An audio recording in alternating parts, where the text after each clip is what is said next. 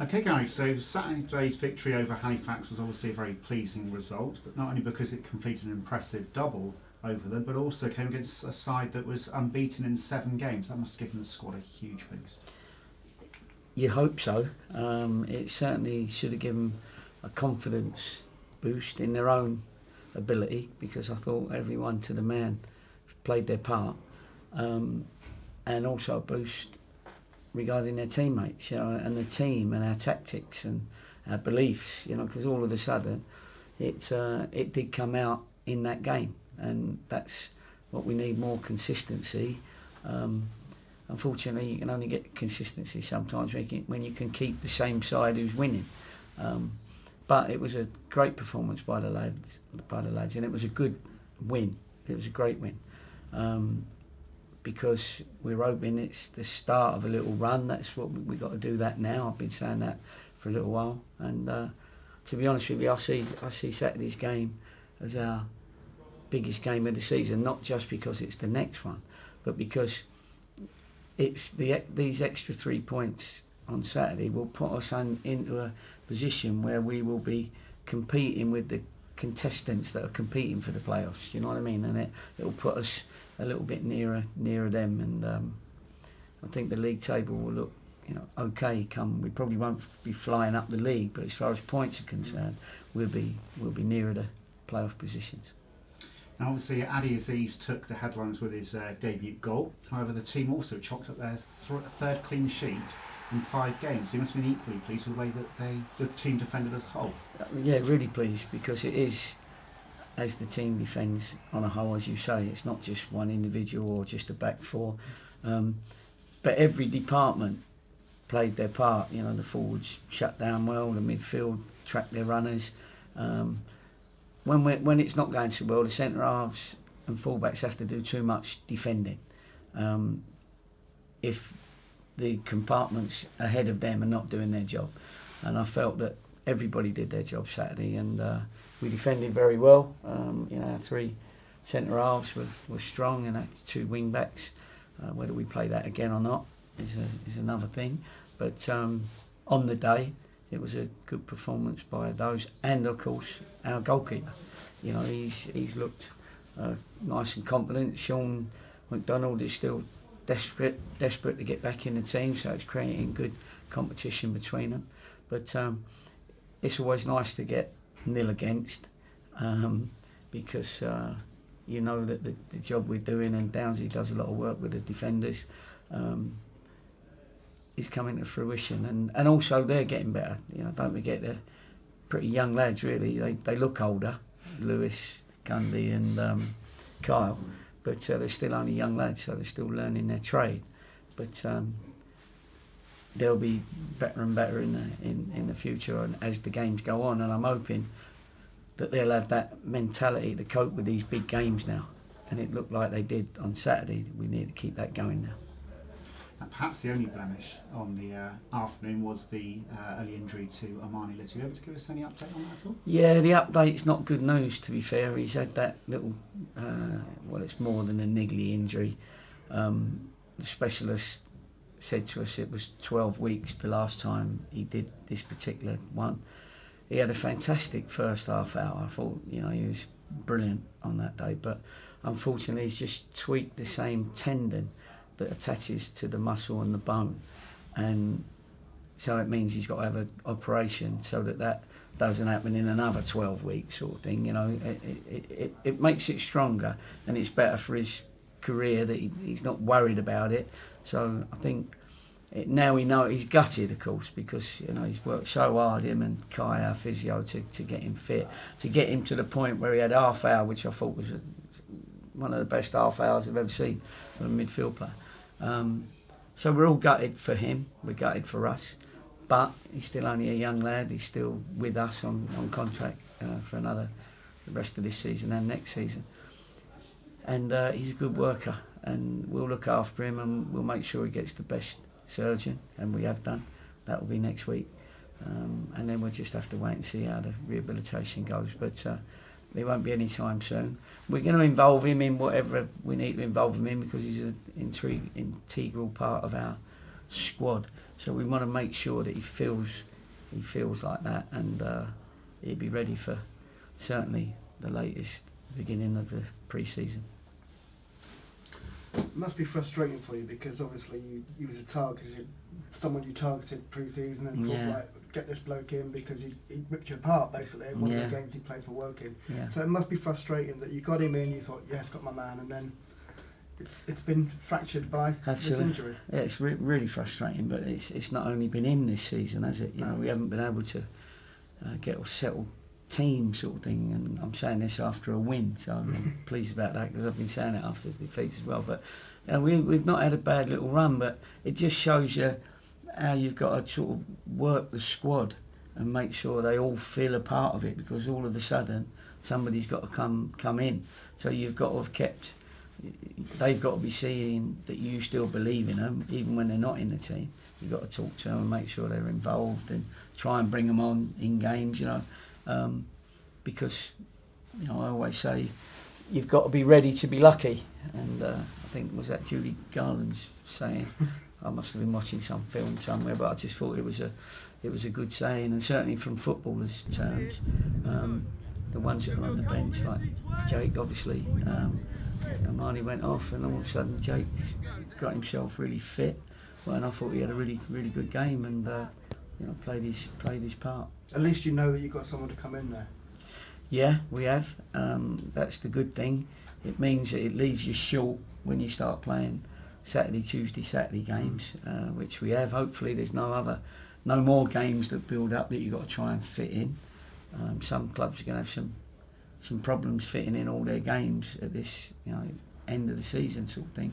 With Easter being, you know, Friday, Monday games, that doesn't give you that week to put in a game. So, and there's a lot of teams that have played a game more than us, and 2 games more than us even.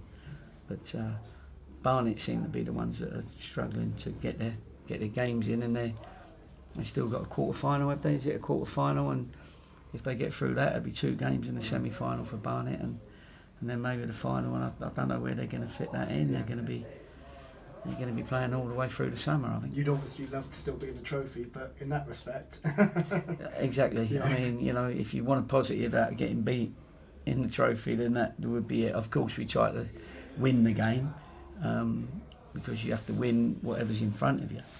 But when you're out of it, you can look back at it and go, if we'd have been in it, we'd have been struggling with all the weather down here and all that sort of thing, and everywhere else, to get all the games in the season. 2 of the best performances in last Saturday's game came from players that are covering for injuries. Joe Lewis and Jackson Longridge both played really well. You must be pleased with the way that they've been able to come in and take on those roles. Again, you know, the ages of them. Are they 19 and I think are they both 19 or whatever? Anyway, they're both young lads. But they played with a maturity on that day, and that comes with a manager having faith in them to give them games and keep giving them games. You know, if I drop a goalkeeper every time he makes a mistake, then or players when they make a mistake, you're not gonna get on that well, because the next time you go to them, you know, they're worried about making a mistake sort of thing. So we've got to give these lads a little bit of time, but now's the time when we haven't got time. Now's the time that they've got to produce, and that's why Saturday against Halifax was a great day, because everybody produced in a must-win game. Yeah. Now we got another game on Saturday, which is, in my opinion, must-win, and the lads need to have that mentality of, it's not just we mustn't drop any points. It's we must win. Yeah. And because when the stadium has got that 2,500-3,000 supporters, it really does gee the lads up and build them up, and it gives them the confidence that the supporters have got faith in them. Do you know what I mean? So we appreciate the 2,000 that are there, as always. But it'd be nice if we can start building it up now, and I keep saying, I'm going to try my hardest to entertain them and give value for money. And that's what we tell the lads. You're in an entertainment business.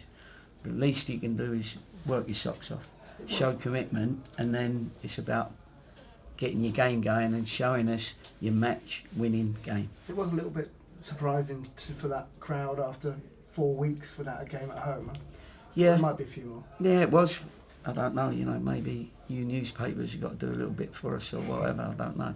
But no, listen, that's what happens, isn't it? Sometimes it happens and you get a smaller gate than normal, sometimes you get a bigger gate than normal, and you can never quite tell, but we need them now. It'd be great for the lads to have this chance of a push with a real positive support behind them. Chorley, they're bottom of the table. We've lost to them already. I dare say that was one of the days of the season that you would want to forget the most. Chorley away. Have we played them away? Well, did we play? Not quite Yeah, sure. It wasn't one. No, we I didn't. know you were very unhappy after that game. Yeah, I was. Yeah. This is now they're home. I'm sure everybody will look at the table and think, yeah, go on, we'll beat them. Yeah. What would your? I'm not sure they say that about us because No. we tend to, do okay against the top teams, and then we haven't done as well against all the bottom teams. But What should we expect?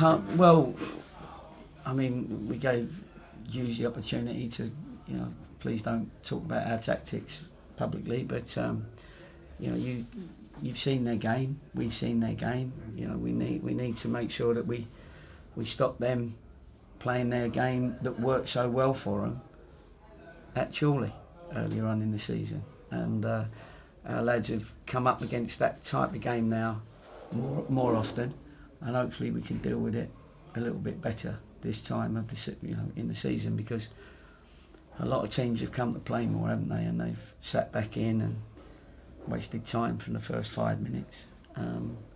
So we'll see whether I would have thought they need to win the game, same as we do. So we'll have to wait and see, how they either change their tactics or what they do. So you've always got to be aware that a manager might go, right, blow it, let's just go for it, sort of thing. You know what I mean? So we have to wait and see whether that happens. Do they know yet how many are going down? So they're not even sure what they're fighting. Well, I find that strange that nobody knows yet who's going, what the rule's going to be, because you should know it by now, shouldn't you? I mean, I don't even know what's holding it up, and I think it would only be fair to all the teams to know what's happening in case. I mean, the league will probably say, why do you need to know? Because you should be trying to win every game anyway. But, if there's a safety net for 2 or 3 teams, then they might need to know that. But and if there isn't, they might need to know that, of course. So it'd be nice if we got to know, for all the teams in the league. Because when you come up against these teams, you get to know which ones have to win, which ones don't have to win, which teams are already relegated, in which case are they going to change their team and bring in their youngsters. There's a lot of things that go with that, knowing how many go down, how many stay up, and I think that's quite important. Also the teams that they're playing at the end of the season, are they are the team that's going to be relegated, that knows it now, going to give up a little bit, and therefore one of your rivals or you gain from that? It's a strange. It seems to be that no one yet knows what's happening with Bury, do they? That seems to be the $64,000 question. Yeah, well, and the National League have been approached about this, and they are completely blanking it. They're saying we're not making any comment. Now maybe that's because they don't know yet where Bury are going to be inserted, because Bury have now not paid their latest round of bills, and I think that's probably the only explanation. But it doesn't help. No, but you'd think they'd say if Bury pay their bills, this is where they're going to be. And if they don't, we can't tell you yet. But at least give everybody an idea of what they're thinking. Really, the timing of it. Yeah, listen, I don't know all the problems they're having, and I'm sure nobody wanted to have Bury out of the equation and mess up all the different numbers in the leagues. I'm sure that's very difficult to work that out. But anyway, be nice to know as soon as possible. Ben came back last Saturday, which was great to see. Ben Winter at right back and contributed massively near the end of the game. He made 2 good tackles. He came through hopefully all right. Yeah, he came through very well. Yeah, he had a good week last week, and we've got a very, very good player back available for selection. So. And Liam, we keep asking each week, and hopefully he's a week nearer each time. Yeah. Are we realistically looking? I think. With him. We're hoping that he will definitely be fit for selection at some stage before the end of the season. If he is, that's great, because it's more power to our elbow. If he isn't, then Jackson Longridge has been playing really well, and he's getting better and better as far as I can see. And I think the supporters trust him. When a left back is over on that pop side, whether they trust them or not, don't you? You know what I mean? They're not shy in letting and so he should be, because for instance, just before Wintz made them 2 tackles, Jackson was like a one-man stopper, wasn't he? All of a sudden he got into 2 tackles and got up and ended up getting a knock. But that for somebody who's on loan means that he's got to have that naturally, that natural competitor, and he is. So he's been a very good signing for us. Another person probably worth mentioning is Ben Whitfield, who's been utilised in a We're going to go through all the players there. Well, after they played like they did on Saturday. But he produced another energetic performance on Saturday from wing back. Yeah, he did. I know people, because I read different little things, and some people get disappointed when somebody like Ben Whitfield's playing like a right wing back. But that 3-5-2 becomes a 4-4-2, pretty comfortable, with Joe Lewis going across and Whitfield moving up, and then you still got your left back in Jackson Longridge.